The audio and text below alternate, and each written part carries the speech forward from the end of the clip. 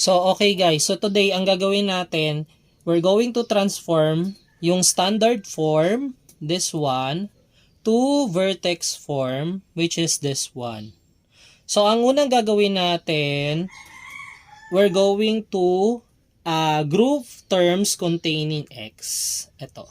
So, group natin, x squared minus 4x. Okay. Close muna natin dito. Tapos labas natin yung constant term which is negative 10. Then, factor out natin yung value ng a.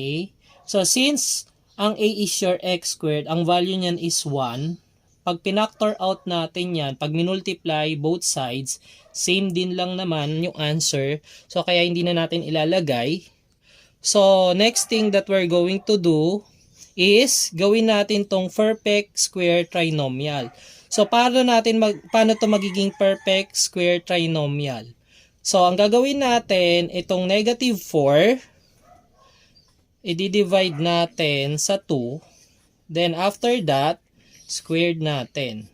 So, negative 4 divided by 2, then squared, that will be 4. Positive 4. Okay? So, positive 4. Doon naman sa kabilang side, kung nag-positive 4 tayo dito, ima-minus 4 naman natin sa kabilang side, which is in our constant. Okay? So, minus 4. Okay?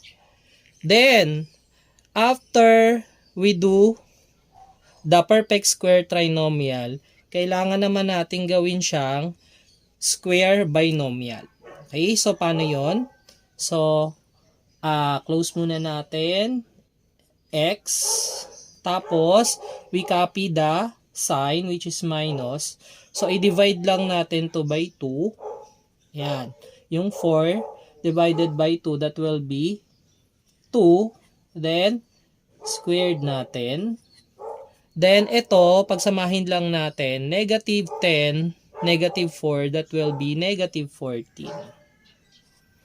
Okay? So, ito yung vertex form natin.